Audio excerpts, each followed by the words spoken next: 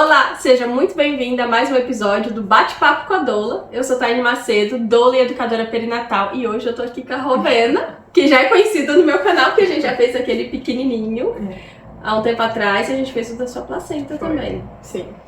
Então, hoje a gente vai contar mais uma história de parto real, que é isso que eu trago aqui, de mulheres que eu acompanhei durante a gestação, parto, pós-parto, mas hoje vai ser um pouquinho especial e eu acredito que vão ter 2 episódios. Então, parte 1, parte 2, vamos ver como é que isso aqui vai seguindo. A gente vai improvisando. Rovena, antes da gente começar, primeiramente, obrigada. Prazer estar aqui. Eu sei que é um esforço, mas é um esforço a gente encontrar tempo na agenda das mães, então, e deslocar. Então, muito obrigada mesmo. Tô feliz que a gente vai fazer isso. Obrigada pelo convite. E primeiro se apresenta um pouquinho, assim, brevemente, da forma que você quiser, pra nossa audiência, pra outras mamães. Então, eu sou Rovena, moro aqui na Bélgica. Esse mês vai fazer 10 anos. Eu tava pensando nisso, como o tempo voa. E eu sou mãe da Zoe, que tem 21 meses, né? Ela vai fazer 2 anos em agosto.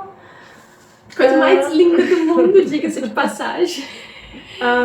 E eu tava aqui conversando com a Taine, a gente tava relembrando de onde, afinal, que a gente se conhece. E a gente se conheceu em um contexto completamente fora da questão de doula e tal, mas foi plantada ali já uma sementinha do network, digamos assim.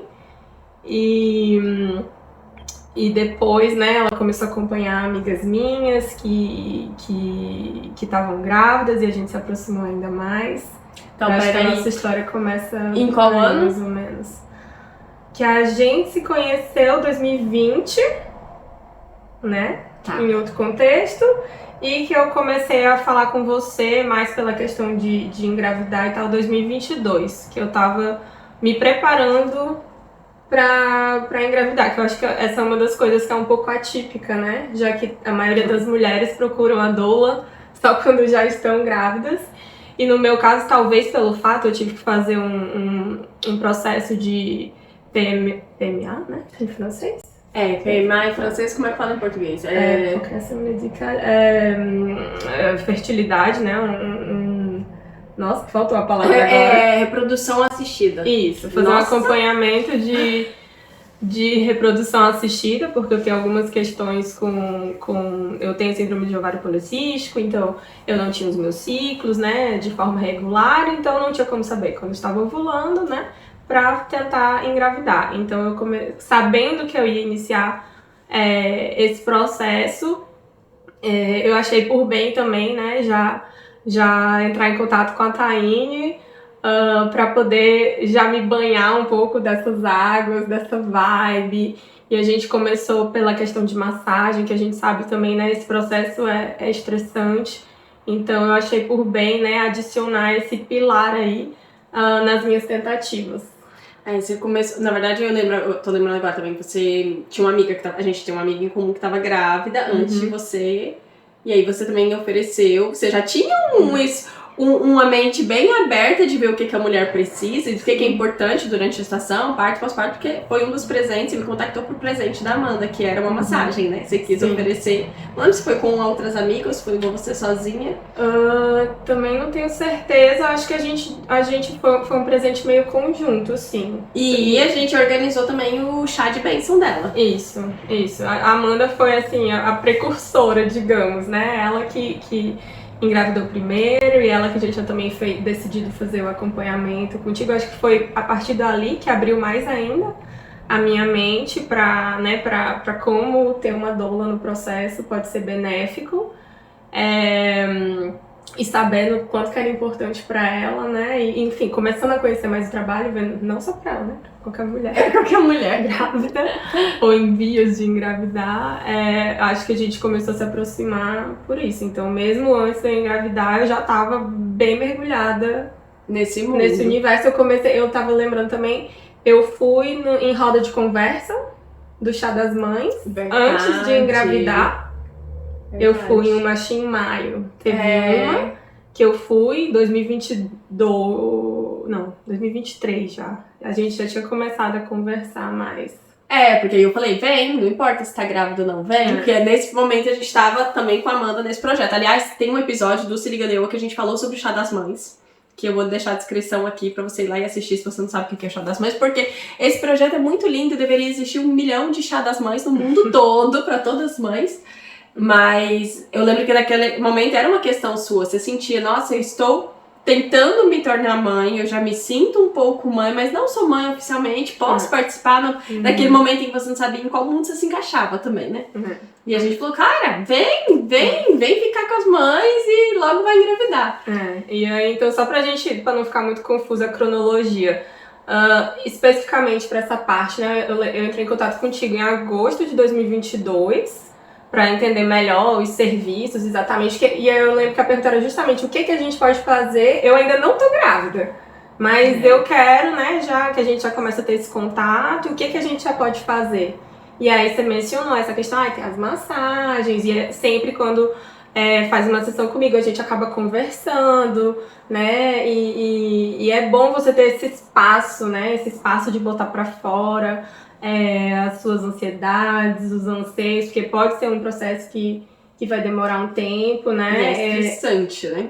Sim, então eu lembro, agosto de 2022 foi isso, esse primeiro contato. Aí nesse meio tempo foi outro contato em relação à Amanda, o cheque Cadô para ela, depois o chá de bênçãos. E aí finalmente só em fevereiro de 2023 foi que a gente teve a nossa primeira sessão, de fato, né? Massagem, conversa. E aí você não tava grávida ainda, né? Não, isso foi tipo 10 meses antes. Então ali durante o ano de 2023 que a gente começou a ter bastante contato, fazendo sessões 1 a 1, ou então, como eu falei antes, eu fui no Chá das Mães, por exemplo, em maio, também ainda não tava grávida. E aí eu fui nesse meio tempo a gente deve ter tido outras sessões, mas em novembro, né, que teve a mantinê, a primeira mantinê que eu fui, já tinha tido outra, mas essa foi a primeira que eu fui, e 2 dias depois eu engravidei. Tava com uma sessão programada de inseminação para ser feita na segunda-feira, e no sábado eu tinha ido na mantinê, e nessa sessão, que foi a segunda sessão que eu fiz, eu engravidei. Estar rodeadas de mães tem uma magia, né? E eu lembro também que a Amanda nossa, eu lembrei agora. Ela ficou me dando muita energia positiva, ela falando que, na verdade, dá pra contar um parênteses? Dá, e aliás, eu acho que eu quero focar bastante nessa parte de antes de engravidar, que eu acho que essa parte é tão interessante, tão pouco falada, eu acho que as mulheres se sentem muito sozinhas. Então talvez a gente faça uma primeira parte. Tá bom. Acho que sim, acho que vai ser legal. Então, como eu falei, eu tenho síndrome do ovário policístico, isso já estava diagnosticado, né? Então acho que por um lado ajudou, porque assim, quando a gente soube, né, eu e meu marido, beleza, queremos engravidar, a gente já foi, a médica falou, você vai poder ir direto pro especialista e tudo. Vocês não fizeram nenhuma tentativa normal, sem contraceptivo? Sim, eu já tinha passado 2 anos sem tomar nada, sem evitar nada. E não tinha engravidado? Não teve nem perda? Nunca tinha engravidado. Então foi tipo isso, foi uma época que a gente já tava tipo, sabendo, né, que tinha baixas chances de acontecer, e na vibe se vier ver, porque a gente quer. Eu tinha parado de tomar, na época eu tomava anticoncepcional, aí eu tinha parado justamente para ver em que estado que tava ali a SOP, para ver se o ciclo ia voltar ou não. A SOP também é muito ligada à questão hormonal, né? É uma síndrome metabólica. Então, por exemplo, mesmo na época que eu estava comendo melhor, que é algo que afeta bastante, nunca regulou meu ciclo, né? Com atividade física, com alimentação. E cada mulher é única nisso, gente. Tem que eu sei entender que tem o seu corpo gente... e como é que seu corpo reage, né? Eu sei que tem mulher que consegue resolver bastante coisa só com alimentação e com estilo de vida. Não foi meu caso. Então passei esses 2 anos aí, passamos, né, tipo... Mas pra mim não foi tentar, porque, tipo, não tinha nem como saber quando que tava ovulando. Eram tentativas às cegas, tentativas às cegas. Um dia eu acho que eu quero fazer um episódio sobre isso, sobre a fertilidade. Porque a gente... não era, porque quem tá tentando e que tem seu ciclo... sabe pelo menos o período, né? Mas a maioria das pessoas no mundo não tem todas essas informações. Pensa que, nossa, é transar e engravidar.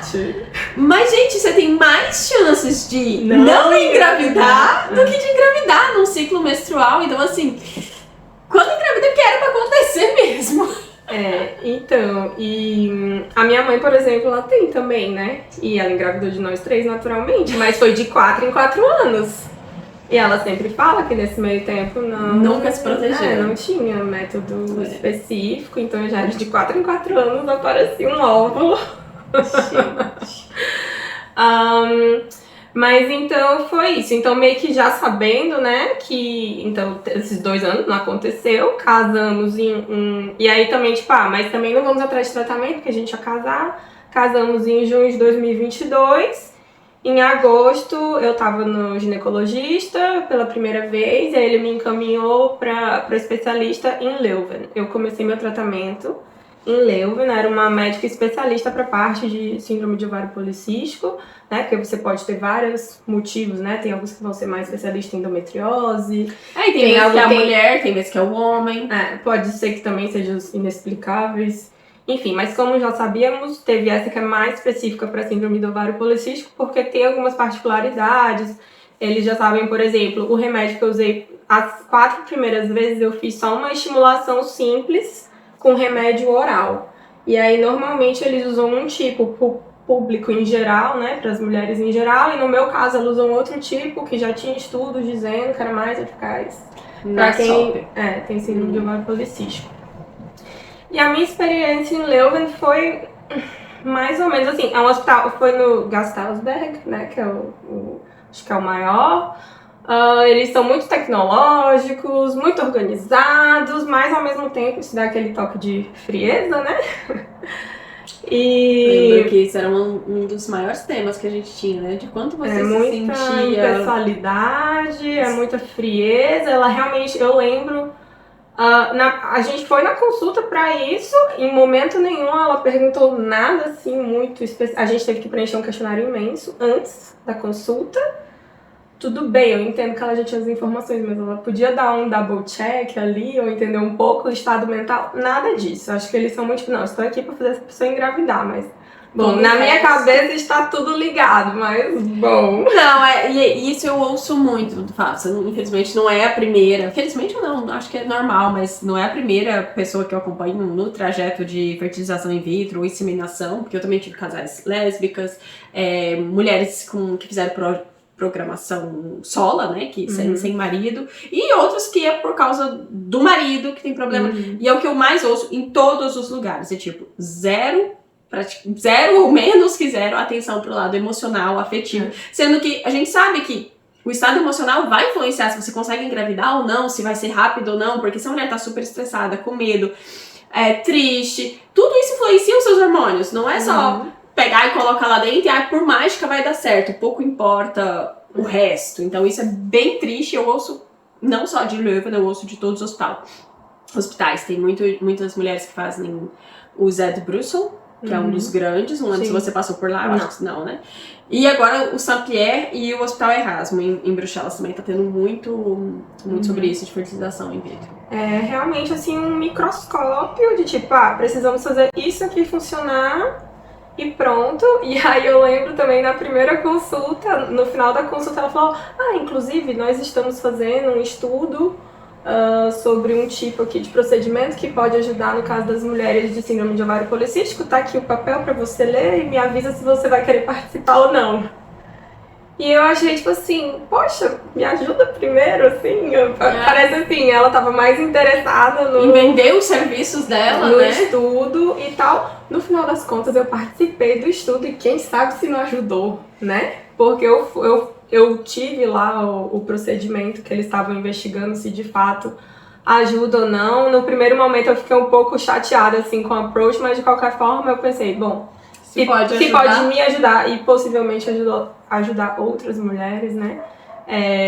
Identifiquei lá, tipo assim, se tinha riscos, efeitos colaterais e não tinha riscos em relação a isso, então eu falei, tudo bem.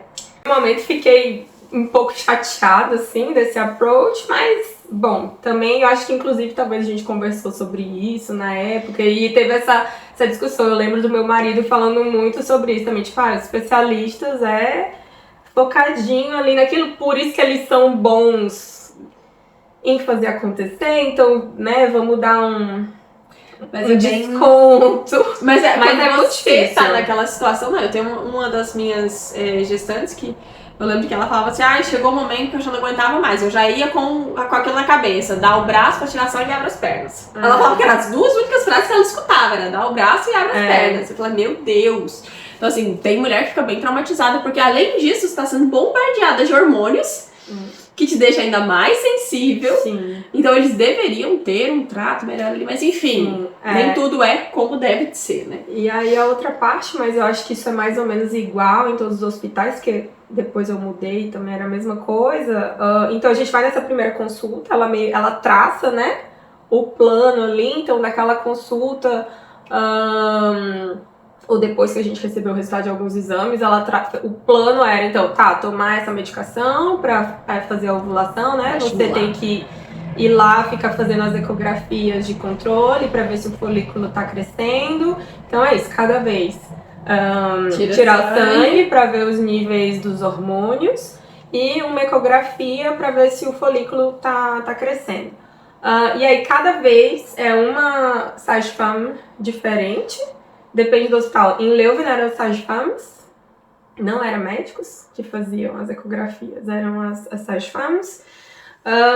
E aí, você tinha sempre que ir de manhã, então também não tem. Eu ficava pensando, eu tinha acabado de mudar de emprego e eu tava num emprego bem mais flexível. E aí eu ficava pensando, meu Deus, se eu tivesse no emprego anterior, como que eu ia fazer? Porque lá justamente o horário de pico era de manhã, então eu não sabia se eu teria tido essa flexibilidade.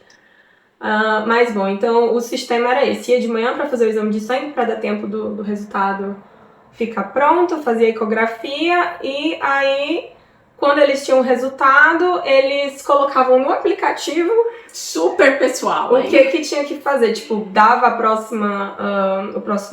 a marcação da próxima vez que eu tinha que voltar, geralmente era 2 dias depois, algo assim. E aí é com base nisso que você sabia se você tinha que transar naquele dia ou não. Até chegar o momento, aí quando tava alinhado, né, que tanto o óvulo estava já, o folículo já estava do tamanho bom para ser liberado, quanto os hormônios estavam alinhados, né, enfim, do que era esperado. Aí eles avisavam e eu tinha ainda que tomar que eles chamam trigger shot, não vou lembrar agora qual a substância, mas é pra fazer de fato o óvulo ser liberado. Né? Aí eu ainda, então eu tomava esse e ali você sabia que, enfim, naqueles próximos dias ali tinha que fazer umas tentativas. Então ainda eram tentativas em casa, né?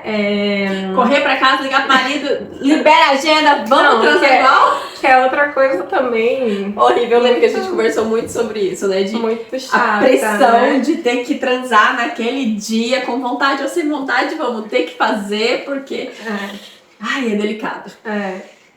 Mas aí, de novo, não sei, eu relativizava um pouco pensando nisso. As pessoas, fora os que conseguem engravidar na doida, né, na sorte, tem muitas mulheres que não precisam chegar a fazer tratamento, mas precisam, no mínimo, ficar seguindo ali uma tabela, o ciclo e tal. Então eu tentava pensar por esse lado, acho que ajuda um pouco. E aí, então, nesse meio tempo, você não vê a médica mais. Foram 4 meses, então eu podia fazer até 4 ciclos com essa medicação oral. Então fizemos os 4 meses e em cada vez a menstruação descia, né? E aí começava outro mês. E aí depois de 4 meses sem gravidez, aí sim, teve um retorno pra ver, qual é o próximo passo? Né? E aí foi nesse momento que eu tava um pouco chateada, desgostosa, assim, de toda a situação. E até então eles não tinham feito alguns exames extras. Eu lembro que nessa época ela passou pra fazer o da permeabilidade das trompas, pra ver se não tinha alguma obstrução, alguma aderência, porque até então não tinha sido feito.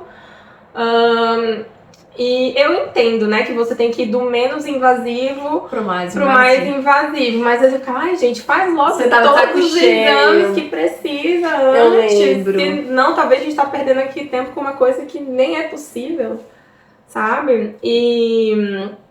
Enfim, fizeram exames do meu marido também, né? Porque aqui, enfim, isso é padrão também. Mas aí eu tava meio chateada, e aí nessa época eu fui ter uma segunda opinião, porque eu queria passar direto pra FIV. Eu não queria tentar nada antes, eu tinha na minha cabeça que só ia dar certo. Que só ia dar certo com a FIV. E aí eu fui no hospital de Namur, isso foi abril de 2023. Abril de 2023. E aí a médica lá, a mesma coisa, né? Tá, mas pelo menos me ajudou a aceitar. Mas eu já achei eles mais humanos, assim, um pouco mais calorosos, digamos. E aí nessa época, de qualquer forma, eu ainda ia ter que fazer o exame de permeabilidade. Ela falou a mesma coisa, que indicava fazer primeiro o exame de permeabilidade antes da gente continuar. Eu já sabia que eu ia ter que fazer uma cirurgia no olho. Era quando você ia pro Brasil, não era? Era só cirurgia ou era férias? Na minha cabeça ficou gravado como férias. Que, tipo assim, você ia parar as tentativas durante um período pra depois continuar. Não fui no Brasil nessa época, mas foi por causa da cirurgia do olho, que já tava marcado. Eu ia fazer uma cirurgia em julho. Então foi tipo, já que não aconteceu até agora, então vamos esperar. Aí em junho eu fiz o exame das trompas, junto com o negócio lá do estudo, porque o estudo era pra botar não vou lembrar agora o que era, mas era tipo um óleo. Não era contraste? Não. Pro exame em si, eles usam tipo umas foam, que eles falam, como é tipo...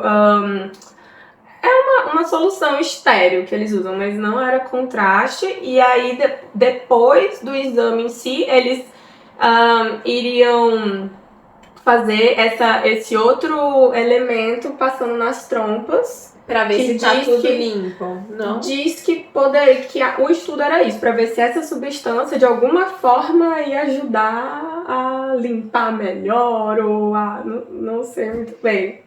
Mas era pra isso. Não, só a cólica da injeção assim, da pressão do líquido, né? Mas é rapidinho, assim, né? Bem rápido. E aí, então, foi essa pausa entre... a última tentativa que eu fiz foi em março, né? A quarta tentativa. E aí eu retomei só em outubro. Nesse meio tempo, a gente mudou de casa, aí ficou mais longe do hospital de Leuven, que eu já não estava gostando, e mais perto do hospital de Namur, que eu tinha gostado mais, então eu acabei mudando. Pra fazer todo o resto lá. Pra Namur. E aí a médica de lá, por conta de alguns resultados do meu marido, ela falou que eles fizeram um espermograma diferente lá, não só 24 horas, não só imediato, mas acho que era 24 horas de sobrevida, e aí que piorava o resultado, então que não era impossível, mas que naquelas condições ela indicava fazer a FIV. Que era tudo que você queria ouvir naquele momento, né? Porém, para fazer a FIV tinha que fazer o teste genético, que demora 2 a 3 meses para ficar pronto o resultado. E aí a sugestão dela, olha, eu sei que vocês já estão tentando há um tempo, eu sei que a ansiedade está grande, esses resultados aqui não são catastróficos, dá para ter uma gravidez, mas né, pode demorar um pouco. Então, para não achar que vocês estão perdendo tempo, eu indico, enquanto a gente espera o teste genético ficar pronto, a gente pode fazer as tentativas de inseminação. E aí fui fazer a primeira em outubro. Gente, aí eu lembro, a médica, aí mudava a medicação, começava a ser uma medicação injetável. Gente, é um saco, porque é um horário específico, tem um negócio que fica na geladeira. Aí, por exemplo, um dia eu lembro, a gente tinha que jantar na casa dos meus sogros. Como que eu vou fazer esse remédio lá, gente? Porque a gente não tava também dividindo muito sobre a situação. Até assim. Foi isso uma das questões tão fortes que você vinha me ver como doula e pra fazer as massagens, pra relaxar, porque comigo você podia falar de tudo. Era pouquíssimas pessoas que sabiam, né? Algumas amigas sabiam, mas família, assim, a gente não abriu, né, sobre isso. E aí, enfim, eu lembro que teve essa questão de logística, assim, de ter que transportar um negócio num saco geladinho e tal. Eu brinco, é treinamento pra quando tem um filho, e você sai com as marmitas de casa, com as coisas. Sai com leite que você extraiu. Também. Mas, bom, foi bem desafiador na época, e aí eu lembro a frustração, porque a médica deu alguma instrução errada sobre os dias de tratamento, aí quando eu fui fazer a primeira eco, não estava desenvolvendo óvulo, e aí a outra médica ficou tipo, mas por que ela fez assim? Aí eu fiquei muito brava, tipo, ai meu Deus, tô perdendo tempo com isso. Aí eu contando pra Amanda, quando finalmente, né, no final das contas, ela meio que recomeçou o processo. E aí eu lembro que alinhou que a data que eu ia ovular ia ser com a lua cheia. Aí a Amanda começou a ficar no meu ouvido, ai, mas amiga, mas agora vai alinhar com a lua cheia? Agora vai. A gente se agarra a tudo que puder. Ai, e aí então essa vez em outubro, cheguei a ovular, fiz a primeira inseminação, mas não engravidei. E aí a de novembro, que foi os 2 dias depois do chá das mães, pimba! Aí deu certo. Então vamos lá, primeiro você fez era só estimular, e aí você fazia as tentativas sexo normal em casa. Isso. Aí depois você escolhia o material do seu marido. E aí fazia a inseminação. Isso. E aí se isso não der certo, aí iria pra FIV. E aí iria pra FIV. Isso, tá, mas não precisou. Não precisou, acabou que deu certo então, essa vez. E aí foi aquela alegria, loucura, né? Mas aquele misto não, também, né? E outra coisa que eu lembro, todas as outras vezes eu nunca fiz teste de aqueles testes que diz alguns dias antes, né? Pra não ficar na ansiedade, porque também quando a gente toma o trigger shot, ele tem o beta-HCG. Então se você fizer o teste, pode dar falso positivo. Pode dar um falso positivo durante, eu acho, 10 dias depois de você aplicar. Aí como você já tava fazendo tantos exames de sangue, pra que perder o tempo e estressar com o negócio? E aí eu lembro que todas as vezes eu aguentei, não fiz, mas dessa vez alguma coisa. Foi a pressão das amigas, vai dar certo, lua cheia, e todo o tempo rodeada de mãe. Eu acho que a nossa frequência também que a gente se via foi aumentando um pouco, porque vai cansando, vai tendo mais ansiedade, mais questões. Eu lembro que ele já começava a pensar, não gosto, eles não são muito humanos no hospital, será que eu vou querer parir lá? A gente não tava nem grávida, a gente tava pensando onde que a gente ia parir, né? Mas outra coisa que eu lembrei agora, que no meu caso ajudou, gente, eu sou péssima de mentira, e no caso nem mentira, né, mas omissão, né, e eu lembro que uma coisa que tava me deixando muito ansiosa era que ninguém no trabalho soubesse, porque eu tinha que me ausentar. Às vezes era super em cima da hora, né? Como eu tô falando, eu fazia o exame de sangue, a eco, às vezes eles marcavam o próximo dia dali a 2 dias. Então você não tem. Às vezes era no dia seguinte, porque os níveis acho que já estão quase. Ainda não tá, mas já tá quase. Então acho que amanhã já vai estar. É muita ansiedade. Era de um dia pro outro que eu ia saber quando que era a próxima sessão, né? E aí eu fiquei meio ansiosa de, ai meu Deus, se começarem a questionar no trabalho, as pessoas percebendo que de tempos em tempos eu não tô disponível, porque, né? E aí eu abri para um dos meus supervisores direto, explicando para ele, eu queria que alguém soubesse para se em algum momento isso virasse uma questão que a pessoa pode, não, ela está fazendo, tipo, ela tem os motivos dela, sabe?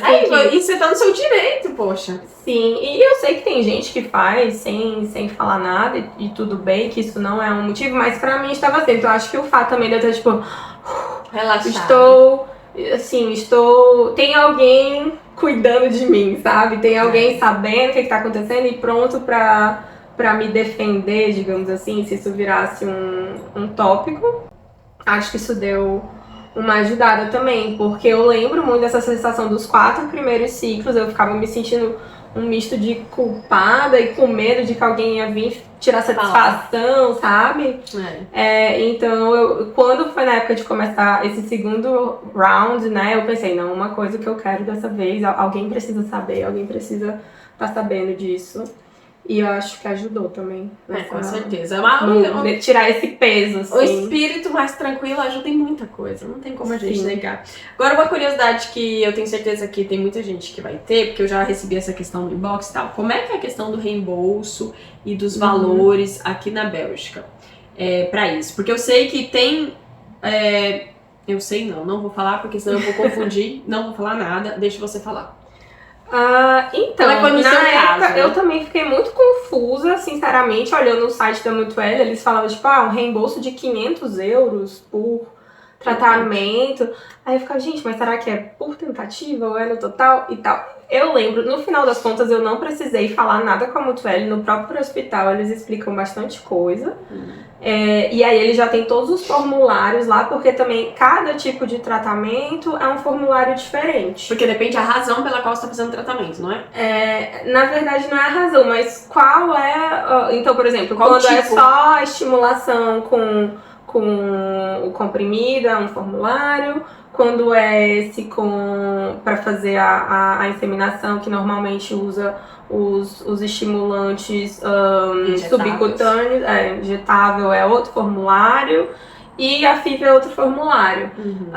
Então eles preenchiam lá o formulário, diziam para enviar para a Mutuelle, e basicamente a única coisa que eu pagava era a própria consulta do ginecologista. Nos hospitais que eu fui, não sei se todo hospital é assim.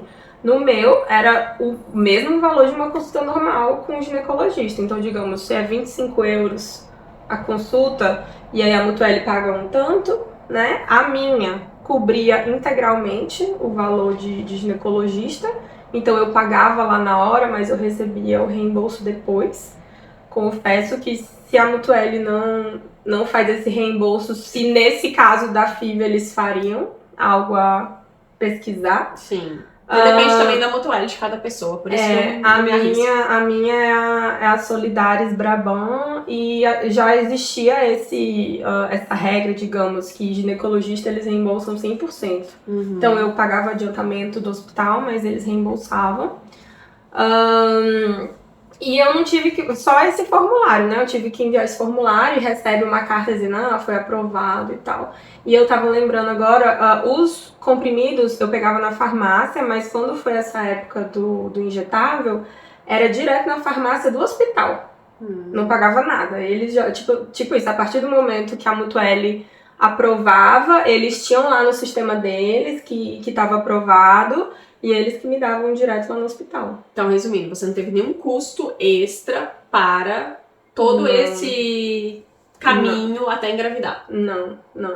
Ok. E você tinha que idade quando você engravidou? Porque eu sei que tem um negócio com a idade também, mas eu não vou me arriscar a falar, porque isso vive mudando as regras. Se eu não me engano, é até 42. Por isso que eu falo que eu não me arrisco. Se eu não me engano, é isso. Eu tinha 30, foi 2032. Então você tava bem no tempo. E outra coisa também, então o que é coberto? São 6 tentativas de cada um. 6 da estimulação, 6 da inseminação e 6 da FIV. Isso. E o da FIV eu não tenho certeza como eu não cheguei nela, eu não tenho certeza se eles contam realmente cada extração, tipo, se poderia ter mais de uma extração. Entendeu? Porque eu sei que tem mulheres que conseguem já em uma extração ter vários óvulos, mas digamos, se não tiver óvulo suficiente para fazer as 6 tentativas, como é que vai fazer? Eles vão cobrir uma segunda eu não extração? sei, porque eu já ouvi tanta coisa, já ouvi tanta coisa, aí tem, tô com 40, quase 41, aí a Mutuelle parece que já não cobre mais, mas aí eu tenho óvulos que tá congelado, então assim, cada caso é muito particular. Acho, principalmente quando vai chegando nas idades limites e nas situações limites, eu acho que o melhor é se informar diretamente sobre com o hospital e com a Mutuelle, né? caso. Que aí começa a vir essas particularidades. Né? E essa é outra parte do estresse, né? Porque eu lembro, antes da gente começar, e eu acho que a nossa cabeça de Brasil também... tipo, gente, mas quanto vai custar isso? Eu perguntava, ninguém sabia dizer exatamente. Meu Deus, que no Brasil a gente ouve dizer, 30 mil, 50 mil. Não, mas se for assim, não vai ter como. E sabia, né, que eles cobriam uma parte, mas também não sabia que era tanto quanto assim. por cento, Então, no meu caso, foi assim, achei que foi bem simples e não teve custo extra, a não ser sempre sobra um pouquinho de um exame, que você tem que pagar uma porcentagem, mas valores baixos, assim, eu acho que tudo não deve ter dado, sei lá, nem 200 euros. Muito bom. E no final foi o quê? Um ano inteiro? Tentando? 6 tentativas, né? Se a gente for. Mas aí teve os mas outros o processo, o processo todo inteiro. foi quase um ano. Entre a primeira consulta com a médica, foi em novembro de 2022 e engravidei em novembro de 2023. Mas com essa pausa aí. E aí, pra gente finalizar essa primeira parte de inseminação, de tentativas, né? De processo de engravidar. O que foi mais importante pra você de apoio? O que você acha que toda mulher deveria ter? Assim, porque você viveu essa experiência, estando aqui, por exemplo, sem verdadeira rede de apoio, sem familiares por perto, e sem muita informação, porque você é a primeira do seu ciclo a ter passado por isso. Sim. Olha, eu sou uma pessoa que eu gosto de ter todas as informações, mesmo que sejam informações ruins, entre aspas, mas eu gosto de entender, então eu sei que não é todo mundo assim, mas pra mim, de qualquer forma, foi importante, então tentar ao máximo saber sobre isso, mas eu acho que a gente também tem que ter essa noção que às vezes a gente precisa dar uma distanciada. E aí eu me lembro, acho que foi até contigo também, eu tava procurando, Taine, você conhece alguém que já fez, porque eu quero conversar com outras mulheres, mas gente, é complicado, né? E eu acho que os contatos que eu te passei foi, por exemplo, da Tama, uma das minhas gestantes, que tinha tentado, quando desistiu, engravidou, ou uma gravidez foi com fertilização, na outra engravidou sem querer. Isso. Mas eu cheguei a conversar com ela. Mas aí é isso, né? Cada história é muito única e algumas histórias dão esperança de mais, outras dão esperança de menos. Cria ansiedade. Eu acho que você entrou no grupo, entrei em alguns grupos de Facebook, 2 dias depois eu saí. Não recomendo. É muito... Eu acho que é do ser humano, né? Eu acho que geralmente quando você busca isso, você acaba compartilhando mais as partes difíceis e as partes ruins. Então é muito desabafo, muitas histórias de tentativas longas e tudo mais. Então, eu, a princípio, pensei, acho que vai me ajudar. Entrei, vi que não e falei, não é esse o caminho. Isso tá me deixando ainda mais angustiada. Então, o caminho que eu escolhi, que eu acho que pra mim deu certo e pode dar pra outras também, é esse, de ir mais pro lado de me cercar de outras mulheres que, independente, né, de ser por questão de problema de fertilidade ou não, mas outras mulheres que estivessem grávidas ou no pós-parto, eu brinco que a minha gravidez foi gravidez de elefante. Durou uns 2 anos que eu tava nesse processo, porque eu já tava muito implicada em tudo isso. Então, participar, né, do chá das mães, ter contato, a Amanda tava com o Davi pequeno, eu ia bastante lá, tentava dar uma ajudada. E também, ao mesmo tempo, a ocitocina ali do bebezinho fluindo, fazer as sessões com a Taine, minha terapia também pessoal, eu já fazia. Muito importante. Antes e continuei nesse processo. Então, acho que são essas coisas, querendo ou não, mesmo que, sei lá, como eu vi, né, não ia resolver a SOP em si, mas tentar ao máximo continuar com um estilo de vida minimamente saudável, apesar de, né? Do estresse, da ansiedade. Nossa. Sim. E é esse combo, cada um vai ter que encontrar o mais específico pra si, mas eu acho que não faz mal pra ninguém ter esse apoio, né? Tanto um lado mais profissional, com doula, com psicólogo, quanto a parte pessoal. Então nem todo mundo sabia, mas as amigas mais próximas sabiam. E eu colocava algumas coisas e às vezes eu mesma falava, né? Porque as pessoas também são bem... óbvio, todo mundo quer ser positivo. Não, vai dar certo logo, calma. E às vezes isso me deixava um pouco angustiada também. Você fica, e se não der certo, e se não der certo? Então às vezes eu falava, gente, eu só quero falar, não precisa ficar também falando, vai dar tudo certo. Mas preciso botar pra fora. Eu acho que as minhas amigas pessoas foram não estão preparadas, né, pra como lidar com isso. Mas eu acho, assim, eu acho que eu que fiz esse movimento, né, de explicitar o que eu tava precisando, eu acho que isso ajudou bastante também. É importante, porque eu acho que você tava fazendo um processo também interno, muito detalhado, muito minucioso. Você tava ali revirando as coisas, tentando entender a sociedade, o seu medo, por que tá demorando e tudo. Aí ao mesmo tempo você trabalhava no corpo, quando a gente via, tipo assim, nossa, hoje eu não quero conversar muito. Só quero chorar e fazer a massagem. Eu falava, beleza. Eu acho que eu fazia 2, 3 perguntas pra saber qual óleo essencial eu usava, pra saber em qual período tava, tipo, tá estimulando ou acabou. Porque dependendo, eu não podia usar alguns óleos essenciais, mas tipo, pra realmente, ok, vamos, desabafou, hoje é só desabafo. Aí tinha vezes que você queria conversar, e aí a gente ia adaptando. Mas eu acho que as outras pessoas, sobretudo familiares, amigos, eles não estão prontos pra lidar com essas coisas delicadas. E às vezes eles não sabem o que falar e acaba machucando mais. Então eu acho que era muito bom isso de você, tipo assim, você falava, você deixava claro, olha, hoje eu só quero falar. Hoje eu quero ser acolhida, hoje isso, hoje aquilo. E também você sabia também se isolar. Eu lembro de vezes que você falava assim, olha, não tô bem, tô no período que eu quero ficar quieta na minha casa, não quero ver ninguém, e é isso. Preciso ficar comigo mesma. E isso também é importante, porque é um processo desafiador.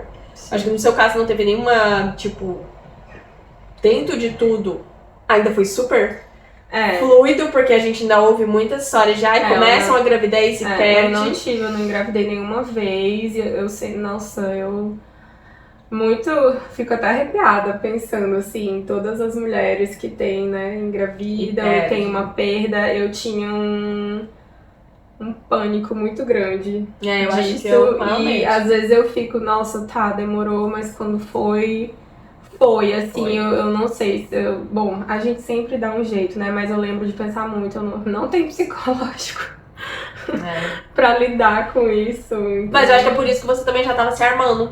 Você tava se pondo as ferramentas ao seu redor para, ok, eu tô tentando, mas e se der alguma coisa errada? Você tinha apoio da psicóloga, você tinha apoio da doula, porque também você viu muito rápido que não tinha como contar com o apoio do hospital. Pra eles é normal. Ó, vai tentar, vai dar certo, vai dar errado, vai dar certo. É porcentagem, são números. Então, assim, não adianta a gente ficar indo pra um profissional e esperar que ele ofereça algo que ele não vai oferecer. É isso, você tem que entender de quem você pode ter o quê.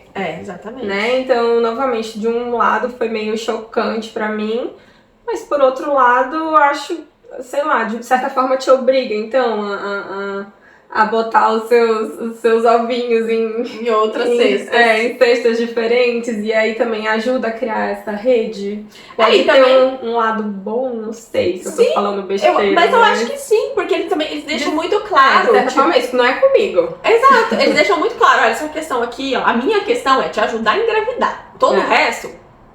vai procurar outros profissionais. Mas eu acho que nós brasileiros temos muita dificuldade de entender isso. A gente chega muito querendo aquele acolhimento do profissional. Eu ouço isso, do médico, do neurologista, do ginecologista. A gente quer ser acolhida, ser abraçada. E eles não são assim aqui na Europa. É muito difícil. Não é só no ginecologista, em todos os especialistas praticamente. Eles focam na especialidade deles e comigo é isso. Então eu acho que é mais da gente se educar e de entender, tá? Com esse médico a gente vai falar sobre isso e todo o resto eu vou no outro. É verdade. Mas bom, obrigada. Eu acho que a gente vai fechar essa primeira parte, então, de processo de tentativas, né? E de todo um caminho percorrido aí, que eu achei muito lindo, eu acho que é importante, eu acho que esse episódio vai ajudar muita gente. Porque eu recebo muitas mensagens no inbox de gente me perguntando como que faz, qual o caminho, ou como é que é. E, honestamente... é tão difícil porque tem tantas diferenças. Como tudo na Bélgica, né? Eu brinco, é difícil a gente se arriscar a dizer assim. Exatamente. Então eu prefiro trazer a história de alguém que viveu, ela conta a história dela, e quando eu tiver outras que querem se abrir, porque infelizmente eu tenho muitas, mas que não têm, ainda não consegue se abrir porque passaram por várias perdas, porque foi um processo difícil, porque viveu violência obstétrica dentro desse processo também. Então, assim, quem quer falar, eu trago aqui com amor, com prazer, porque vai ajudar. Eu tenho certeza que vai ajudar alguém. Então, obrigada. A gente vai gravar a nossa parte 2 do parto, então procura aqui no meu feed, no meu canal, que você vai achar a parte 2 sobre a gravidez, mas sobretudo sobre o parto. sobre o nascimento da Zoé. E obrigada, Rovena. De nada.